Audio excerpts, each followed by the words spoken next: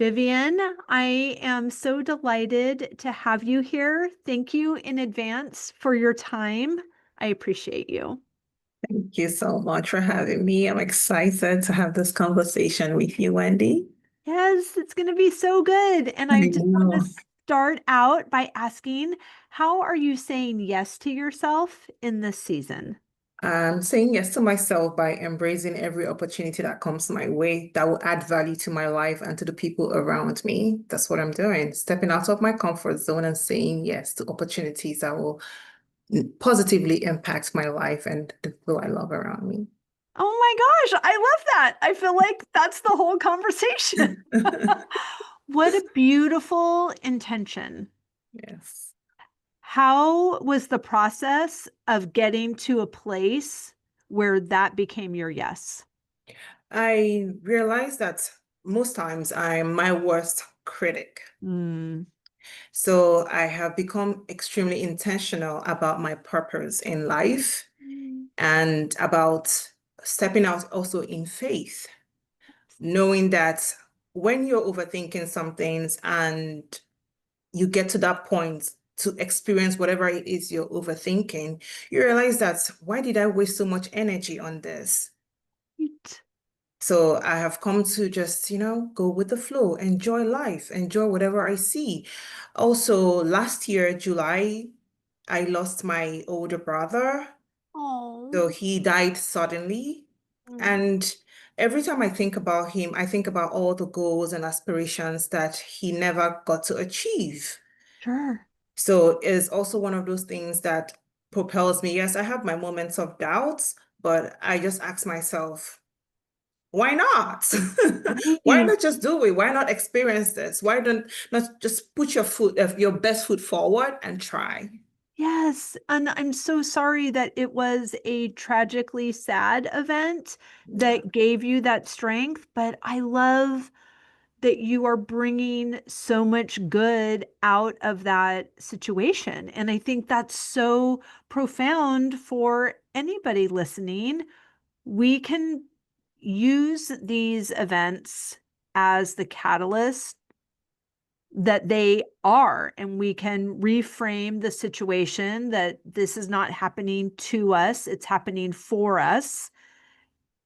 And what am I supposed to do with it? I want to honor this person I lost, or I want to honor this relationship that's completing, or this job that is shifting. And a way to honor what was is by taking the gift of that lesson and using it to inform who we're becoming. absolutely. Absolutely. Thank you, Wendy. Course. And how is that playing out? I mean, you've been obviously practicing this from before you lost your brother, but how has it been significant in that time? What decisions are you making that feel that fear would have held you back in the past, but now you are taking inspired action? It's besides okay, let me not my personal life and my business. So I I decided to, was seek more opportunities around my business. I run a HR consulting company in Ontario, Canada. Okay. And there's this particular, I've been trying to upgrade my website, Yes. and I just kept looking at the nitty-gritty. I'm picking up, it's something that was supposed to take like a month. I let it linger to like months, 3 months, 4 months. I'm still trying to figure, oh, it's not perfect. I had to tell myself, look, it doesn't have to be perfect. Right. It doesn't have to be. Launch your website, sell your products, put yourself out there, talk about what you do to people, even when it makes you uncomfortable. Right. Start networking more. So that's what I'm doing for myself. Oh, good for you. And I applaud that because it's no joke. This entrepreneurial journey is no joke. Absolutely. Absolutely. It's been extremely challenging, but extremely rewarding as well. I have a daughter. I have a nine. Okay, she's gonna be 10 in May. Oh my So gosh, mine just turned and 12. oh, amazing. Yeah. So yeah, managing a business and trying to be a parent also is so hard, but it's extremely rewarding because I find that I have more time to do certain things for my daughter. I have time to also volunteer in her school, get to know her teachers, get to, know her friends. We have conversations. If there's sometimes I can just go to the school just to say hi. So Oh, I like that I'm able to do those things. And when she sees me volunteering in school during the day, I see the smile on her face. So I see, okay, this we don't even know how much it positively impacts our kids when we are able to do little things like this for them. So I'm able to do this because I'm an entrepreneur. Yes, I might not be where I want to be because, being a small business owner is extremely challenging, but I'm also happy seeing my hard work. You see the results of your hard work, seeing how I'm able to help a fellow entrepreneur with their systems, building the structure for their business, helping them scale their business. So it's very, very rewarding, really. It's a rewarding journey, challenging, but very rewarding. yes, I could not agree more. And they say that owning a small business, being an entrepreneur is like a crash course in personal development, It and really is. parenting is a crash course in personal development. And I'm sure all the other things we're doing are also Mhm. crash courses. Yeah, I've even wanting to parent well, wanting to parent consciously, wanting to not create narratives on my daughter's behalf that are not going to be in service to her, that she's going to have to listen to a podcast 50 years from now to unpack. It's, I feel like parenting already takes all day long every day, but conscious parenting takes like 5 days for every day because we're trying to do it well and reparent ourselves in the process. That's true. Yeah. Yeah. So I see you in that. Thank you so much. When you talked about with your daughter, not trying to, project per se. I also had to learn to do that with my daughter. We have different personalities. Mhm. So sometimes I find she's very outgoing, very outspoken, very bold. I love it. And sometimes I project my own personal insecurities on her because I'm like, I don't want people to judge you. I don't want you to be misunderstood. I had to come to the point where I started telling myself, who cares? Right. Why do I have to dim her light for somebody other person's light to shine? Why do I have to make herself smaller for somebody else's insecurities? It's the only goal I have is to make sure I raise her to be a good and a decent human being in the society. But I need to allow her shine. So I also had to learn to do that. Yes. It's there's such a beautiful mirror to us. I had in a recent episode with Ava Kennedy, we were talking about shining our light and not dimming ourselves. It's required because what you're doing for your clients, what I'm doing for my listeners and podcast guests, I want to shine a light onto your good work in the world. I can only shine a light if I'm a light. Like Exactly. I have to use my own juice, my own energy, my own brightness so that I can point it in your direction. But if I'm dimming myself, then I'm not pointing anything in your direction that is of use. Absolutely. You're very correct. You talking about shining the lights on my clients. That was actually one of the reasons I wrote my book, Mm. Beneath the Cornerstone. So I didn't want it to be the usual HR guide. You do this, you do that. There's a step to this, step to conquer the world, step to managing your people now. Every chapter has like a narrative, a story of how each entrepreneur, small business owner, that pivotal moment in their business when they realize, okay, we're doing something wrong, and how do we make it better? So they went back to the drawing board, to the foundation, which is the people.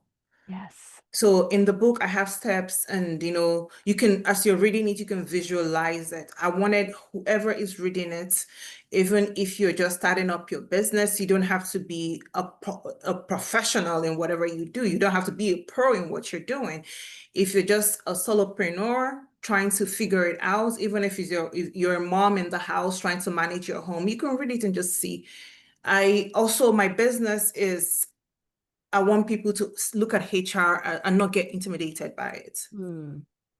I want you to see the person and to see me as someone who understands your struggle. I'm also an entrepreneur. I'm a mom. I'm first to tell you that I'm a mom. Yes, I have my skill sets in human resources, but I'm a human being like you. I'm a business owner like you. I struggle just the way you struggle. So I have that empathy to know that the reason I'm telling you to follow the employment laws, to make sure you have the employment standard acts together, make sure you have policies in place, is if you protect your business, you're also protecting your employees. So we just want to make the world a better place. Why not? Yes. Right, right. No, everybody wins if the world's a better Exactly. place. Exactly. It's so good. And I love that you've used narrative to communicate these principles. Is there one a favorite story and principle that it pulls out from the book that you can share with us? Yes, I like to tell is a story about she has a Susan, she has a law firm, worked so hard to build this amazing law firm. And she started from scratch, from her bedroom, and she got a fantastic plush location in Toronto, Canada. So she realized that she had her other junior lawyers and legal colleagues in the office, but she realized that she was doing everything by herself. One day, one of her best employees said, "You know what? I'm going to leave." Oh, She said, "Why do you want to?" She said, "Why do you want to leave?" He said, "No, it's not because you're not a great boss. It's not because I don't love working with you, but because I see that there's no growth for me here." mm, She asked, "Why do you think there's no growth for me here?" He said, "Because you do everything revolves really around you. So you need to learn to trust us to take certain decisions." And that was when it was like a light bulb moment for her. right. We all do that, We all try to build our business is like our baby. We want to just protect it. We want to do everything, even though we have people we've employed to help us. But the strength comes in giving them the opportunities to be able to make decisions. Because I also tell, if you're employing somebody, means that you trust your decision-making skills enough to bring this person into your business. So as entrepreneurs, as business owners, as we are scaling our businesses, we need to learn to also let go. And when we let go, we avoid burning out. So that's what she did. Right. She let go, allowed people to do what she employed them to do, so she can also have time to go on vacation. Right. Right. And be restored. Exactly. Oh, that's a beautiful story. And I love how it really can translate to anybody's business or their home life. Because I think we have been raised with this conditioning that we do it, quote unquote, all, even though we sometimes have help, we feel like we're carrying it all, even if we're not doing it all. And in some cases, no one's mad at us for doing that. And so then we feel like we don't have a choice. We're trapped in that. Sometimes we've made up that whole narrative as well. And other people in our lives or in our businesses are not expecting us to carry it all, but we just are. Hmm. So, how do we have the courage to share that responsibility to delegate? I think I'm very eager to hear your answer, but one thing that I know is important is it's not, no one can read our minds. So I think in this process of delegation, it also requires clear communication, training, Yes. because we can't, otherwise, they're not going to do it the way that I mean, they don't have to do it exactly like us, obviously, but we have a standard. We are the business owner. We are the mom. I know how the dishwasher is supposed to be loaded. It's my dishwasher. You know, so some things are silly and, can be done a different way, but some things are really important because it is our brand. It is our business. So how are you coaching your clients through those kinds of transitions of moving from a solopreneur in a room full of people that also work here to somebody who is delegating so that they can focus on the growth? So what before even you start hiring your first employees, that's what I tell solopreneurs. I said, start building the system right now and the structure that you want what to see when you bring in people into your business. So when we build that system and that culture, we build out the strategy for it for your first hire, we have to have a standard operating procedure. You must And have how it. and how do we, I mean, as you're saying that, I'm reminded of an past episode with Erin Kruger. She talked about like whatever it is that you're doing that you're wanting to delegate, just you open up your phone and start recording the steps. Like I'm opening our CRM, I'm choosing new email, I'm doing this, that, and the other thing. And then take that transcript, put it into Chat GPT, my new boyfriend, and ask it to create a procedure for sending emails to our list. Absolutely. That's it. Once you have an SOP documented, you have it, you have a process flow, then when you bring in your people, you're training them. You have to put in the work really to train your people. You train them, they understand that there's an SOP somewhere. This is when you're taking a call, this is how we speak to our customers. When an issue occurs in this area, this is how we handle it. And as your business grows, you update that those documents that you already have in place. So I always tell business owners, please make sure that you have policies, you have your handbooks, you have your SOPs in place. These are the things that you need. They're like your Bible per se, they're your guiding principles for your business. They go back there, and if you're not in the office, they know that there's a documentation somewhere that can help them through a particular process. So it also gives you that confidence to know that I have these things in place, and we will continuously train our employees to get better at it. So you need to make sure you have documentations in place to help you with these things. And you can do that through that listing That's all. exercise that I just said. You can make Exactly. videos for people. You can, whatever way, I mean, people learn in different ways. I can read a SOP, but I would rather watch Social media, someone yeah. tell me why it's important because it feels more experiential to me. So I think that that's a really beautiful piece because it does feel hard to hand it off. And it also feels hard to write it down. Like, how do they not just know? Well, they don't just know. I don't know. And remember, it's your business. Mhm. Like you said, you know how to work your dishwasher. You're bringing somebody in, you need to show the person you have to press this, press that, load the dish, do this, close it, come out. Yes, it might sound mundane at that point, but if you start writing it early on before you start bringing those people and your services starts, you start adding more services to what you already do, it becomes easier. All you need to do is just update, update, update. You can remove some and then you add some. Oh, it's so good. And there are How, also tools, really, the automations that can help you do it very easy. right. Right. It's just sometimes it can feel as an entrepreneur hard to know where to start Yeah. because sometimes we don't ask for or receive help at the earliest signs. So it gets to be like, now I don't have time to do an SOP. That's why I need somebody. I mean, we Yeah, can, that's we true. can, get ourselves in situations. So I love this recommendation and guidance to start early in documenting what these processes are, and then also start early in seeking support and Exactly. receiving help. So I also tell business owners, entrepreneurs, that we need to learn how to, first of all, you can collaborate with other people who do the same business that you do, and you can always outsource some services. I am not an accountant. I'm not going to pretend I know how to do bookkeeping, so I'm going to outsource that service. Right. I am not an IT specialist, so I cannot build my websites. What am I going to do? I'm going to outsource that service.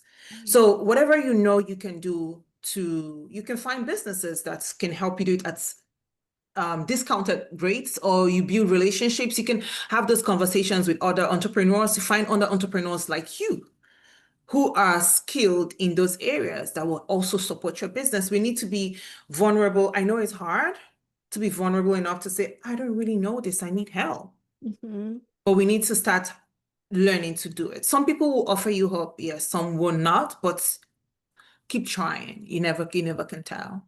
Right. And I thrive in collaboration. So what I have found is I'm attracted to other entrepreneurs, and then the five of us are having conversations and then realizing we all have the same frustration. So if we find one podcast producer, now she has five clients. If we find a VA, now she has five clients. If we find an accountant, now she has five clients. So Mhm. there's that. We could get together and just complain about how hard it is, or Yeah. we could use that entrepreneurial energy to create a solution that also benefits this other small business owner who, of course, you want to take on five podcasting clients for, and you only had to have one phone call. It's a That's great right. opportunity. Yeah, so it's always something that we need to know that yes, an entrepreneurial journey is scary, but it shouldn't be lonely, really. Mm, It shouldn't be lonely. And when I talk about my business, human resources, a lot of people, what I've come to understand is most clients come to me when there's an issue. So my role currently is to keep educating small business owners that you don't need to don't I try to make my services quite affordable, because I understand the journey and the process of being an entrepreneur, a small business owner. Most business owners are bootstrapping their right, businesses. So if you can find a fellow entrepreneur who can help you out and give you amazing review on Google, that's something. right, It doesn't necessarily have to have maybe like financial reward to it. You can help a fellow entrepreneur do this or with their accounting, and they refer you to a friend or a cousin that needs your services. So right. that's how you build that community for yourself. Yes. I love that. And you're just trading services, and you can, I am a fan of trading services and paying each other instead of trading services and having it be free. Exactly. It's very important because sometimes I have also experienced it where people don't know when to stop. So you need to learn to create those boundaries. That's right. You need to Right. know. I actually had this conversation with somebody earlier in the week. I'm like, I've set you up. I've helped you. I said to her, look, I want you to succeed. I really do. I've helped you with your onboarding workflow. Yeah. I've done your auditing for you because I want you to set you up for success. But I can't keep doing this because this is what I charge. This is Right. how I pay my bills. This is how I take care of my Right. daughter. So we can figure out a way. I might not give you a full 100% service in this area, but I can show you what to do. Hmm. And then Yes. I still feel like I'm not doing it for free. Yes, I want to help every small business owner I come across, but that won't be why. So I need to start setting boundaries for myself Right. also. Right. And you're raising the vibration of the entire exchange, because when someone says, well, I really want it, but I can't afford it, it's like, I'm not going to co-sign on that Mhm. because I think you can. I think you're resourceful. I think you go get a client, and then with some of that money, you can pay for my service. Exactly. Yeah. How about And that? sometimes when you're giving free labor, people don't tend to appreciate it anymore. Hmm. You commonize what you're doing, you commonize your skill sets. Right. Well, and there's transformation comes in the transaction. Mm-hmm. Yes, that's true. That's Right. actually true. I never even thought about that. Yeah, I mean, even I lead culinary trips to France for solo female travelers, and there's something magical that happens when they push the button. They say yes to themselves. It's already been the best trip we've ever had, and we haven't even packed our suitcases yet. Because there's something about I'm I'm going to say yes to myself. I'm going to do this. This is a big investment. My trips are there are lots of people that do lots of fabulous trips. The way I like to do it is to have it be all inclusive so that my client only has to say yes one time. Oh, But, amazing. all of their hotel and transportation and food and beverage and all the fun experiences that we have and all of the help and availability and questions that I answer in the months leading up to the trip and community call, all the things. I know the value that I bring, but I don't necessarily know how to communicate that value well on the sales page, but I know how I like to travel. I know what hotels I want to stay at and what restaurants I want to take us to. And this is just how much it costs. And if you're in, you're in. But then once they say yes to that and make that leap, that investment, then they get the benefit of all the value that comes with it. And then that transaction created a transformation. And now we're on a higher frequency together. That's great. And then we have the amazing, dreamy experience. And then they forget. It's so Mhm. cute because we get there and they're like, you don't have to buy my coffee. I'm like, yes, I do.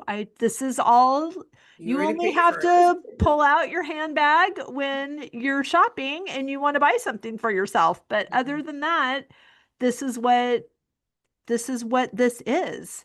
So it's an interesting dance that we do, but Mhm. it's us valuing ourselves and our service is required before anybody else will. Mm. So if you're just trading services with a fellow entrepreneur, but you're not charging for it, you aren't valuing That's your true. contribution. So how can you expect them to? Exactly. So that's Exactly. what I love about the trades not being free trades, but Mhm. you pay me and I'll pay you. And if it nets to zero, awesome. Yeah, that's actually very important because I've also, like I said earlier, sometimes you do that, it works for some people, it doesn't work for a lot of people because they take that free service for granted and think, okay, I'm gonna email you at 12 midnight and ask you this question. I'm like, no, you redirect that conversation. He said, I really love to help you. Do you mind sending an email? We can book a call for us to have this conversation. Right. And there's a payment link And in my exactly. calendar. Exactly. So I had to learn. That's one of the biggest lessons I learned being an Yes. entrepreneur because I am such an empath that I want to help, help, help, help. Hmm. But no, it doesn't work. So my advice to small business owners who are also like me, please And me. make sure you redirect conversations that will require you giving free services to people. You can offer the first time, you can offer a free service the first time just to understand the person's pain points. So you Yes. can offer value. But when you know that you're about to offer that value, you need to know how to charge Right. for the Right. value And that that you're offering. can be a 30-minute call. It can be, but for you also, you wrote a book. Yes, So that is their opportunity to get your expertise at a low price point. exactly.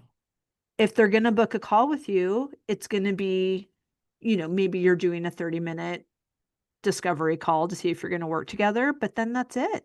Yes. That's most likely it. And it depends on what you're asking for. I can say, oh, you can send my book. If it's someone that I said, please send my book, have you bought it? You need to look at it. Look at chapter 222. Look at There chapter you one. go. Look at chapter this.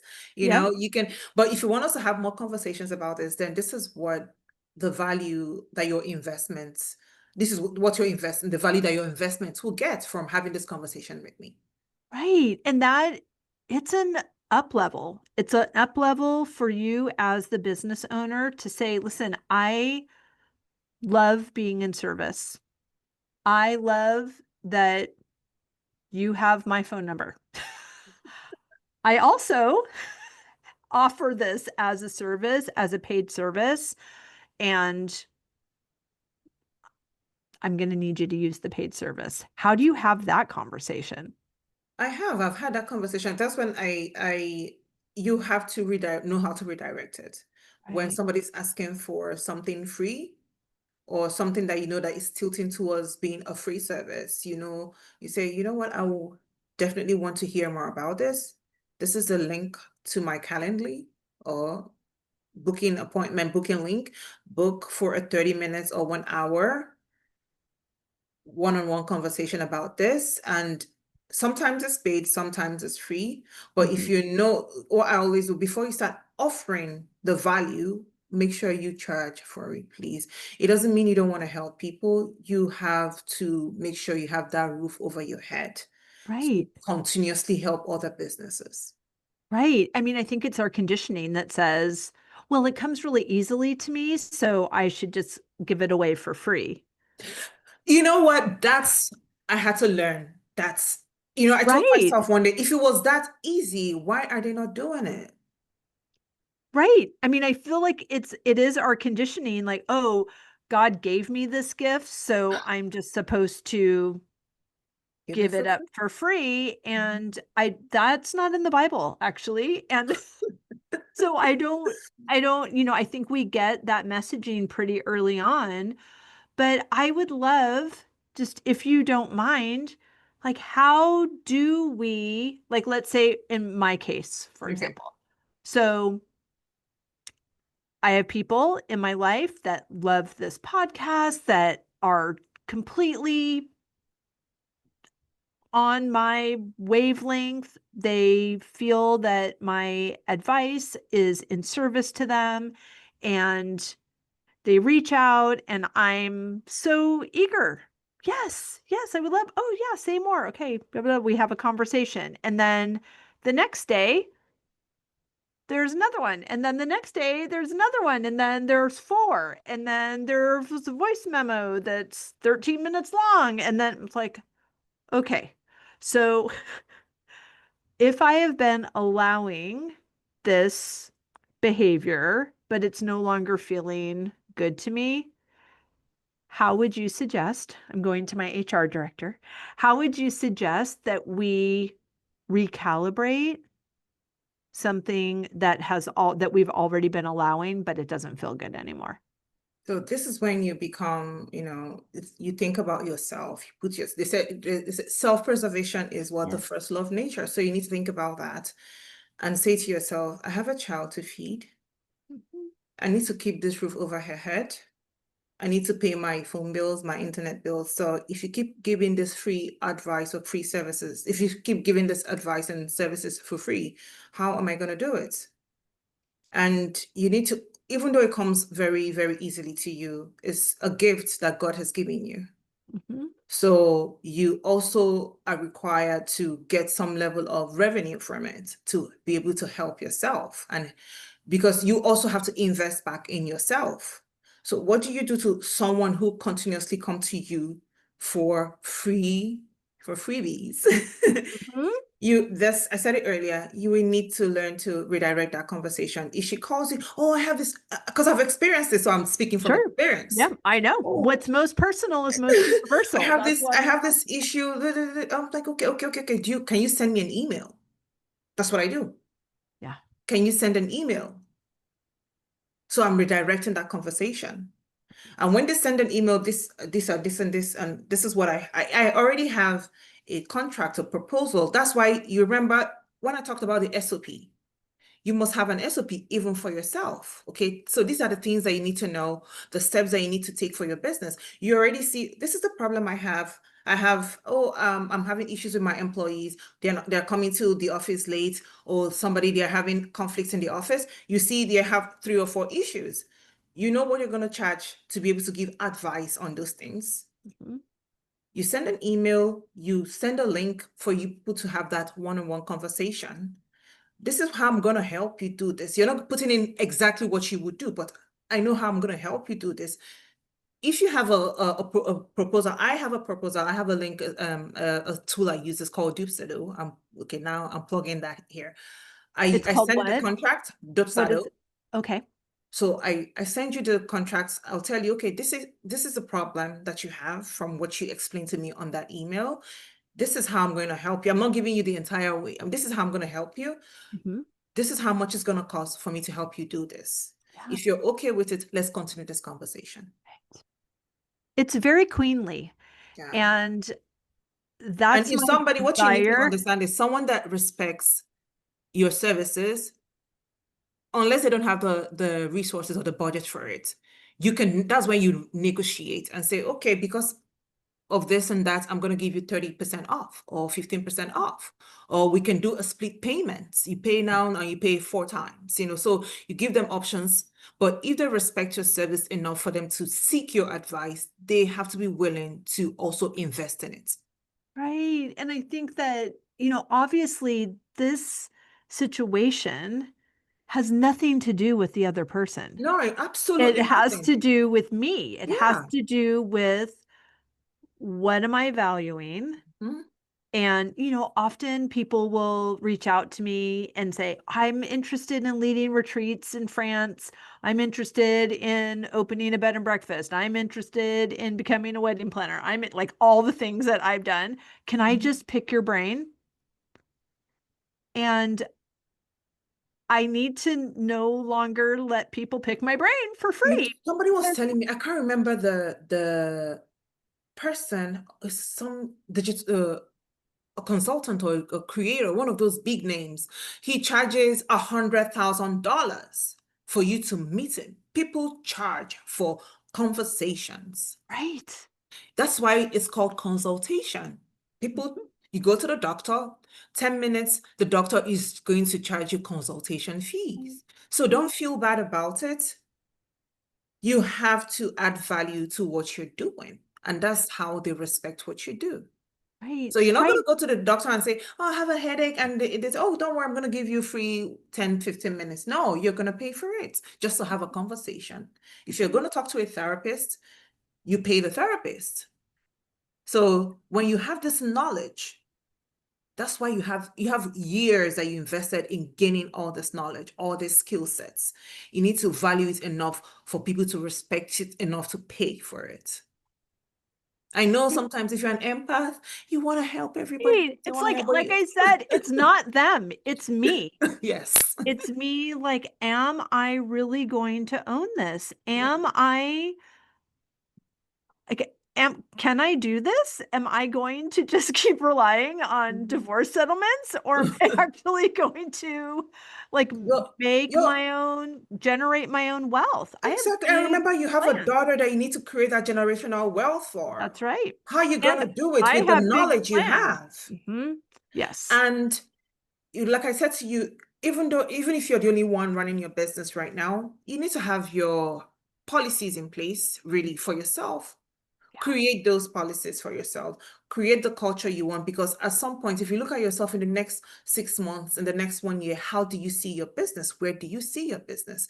If you can see yourself, if you're generating $1 million annually and you see in the next 5 years you're going to be generating $100 million annually, Mhm. how are you going to get there? So this is the strategy you need to start building for it. Right. And Not when by I talk giving about it out for free. That's no, you can't exactly. How are you gonna bring in your personal assistant, your Mhm. executive assistant, your office manager, your operational manager, your COO, your accountant? How are you gonna hire those people? Right.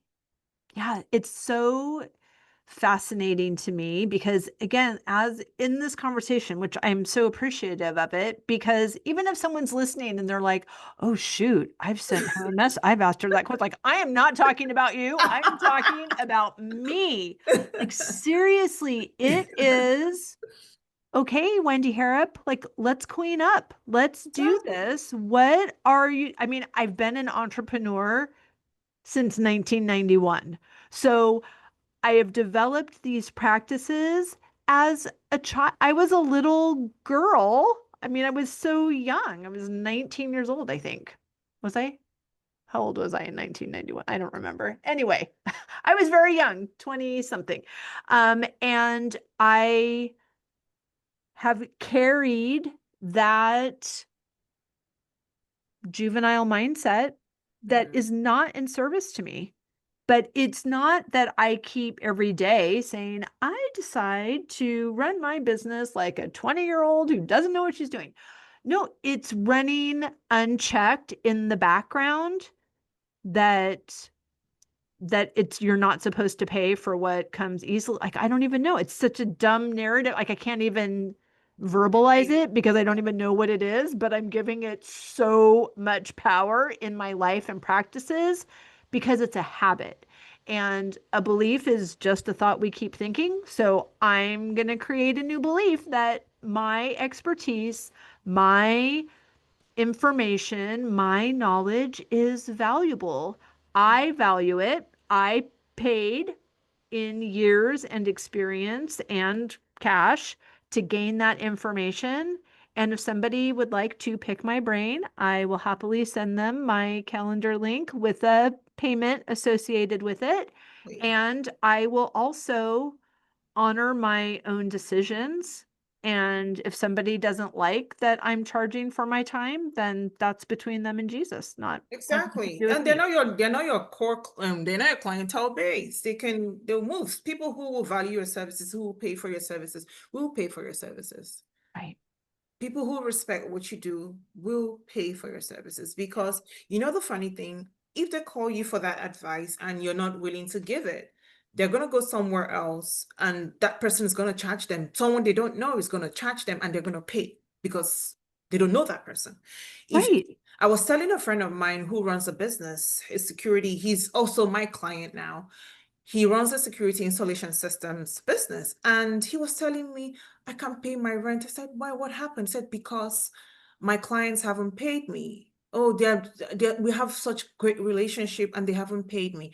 I said, if they walk into a store, they're not going to take a security system for and then tell them, oh, I'll pay you in 5 years. No, they're Yeah. going to pay before they step out of that building. So you need to start Yeah. charging.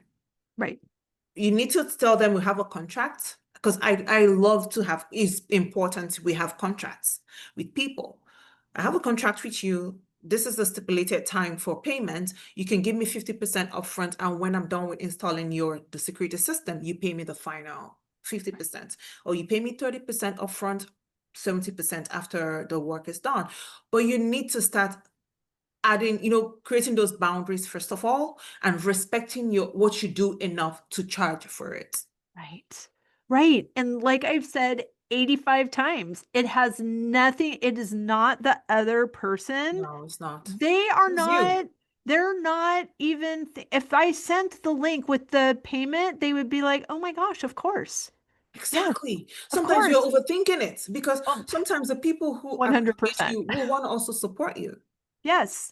And the reason that I'm harping on this and also just really being vulnerable as well is because I know that the women listening, some of their yes to themselves is a new yes, and some of them are following their creative dreams. And a creative, it already feels hard to charge, and you're a woman, that already feels hard to charge. And if you're like second career or you're questioning if you can even do it, then that makes it hard to charge. It's like, oh my gosh. And if you were raised in the church, then it's like, oh my gosh, you're just like, you're down for the count already. So I just want to empower all of us.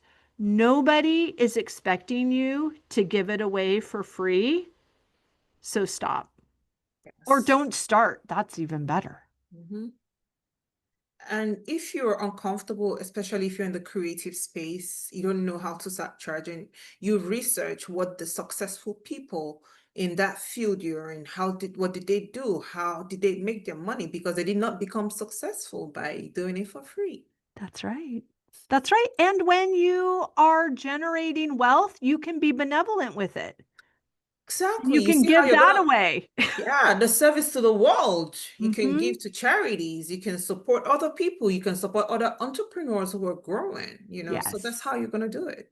If you Yes. don't build your business, how are you gonna add value to your community? That's right. Oh my gosh. Thank you so much. I could talk to you all day long. And that was just such in service. I had no idea we were going to talk about that, but I appreciate your willingness to bring your A game. Please tell everybody where they can find and follow you, how they can get their hands on the book, all the good My things. my book is on Amazon, is Beneath the Cornerstone, is on anywhere, any country, you can just type it in on and search it up on Amazon. And I have my website is vivianokeke.com. So it's also there's a link there. I am on Instagram is Vivian_C_Okeke. That's my Instagram handle. And on LinkedIn is Vivian Okeke. The name of my business, my company is called Pro Support HR Partners. So you can search it up on the internet for it's prosupporthr.ca. Perfect. We will link everything down in the show notes as well. Vivian, thank you so much for your time. I Thank appreciate you for you. having me. Thank you so much.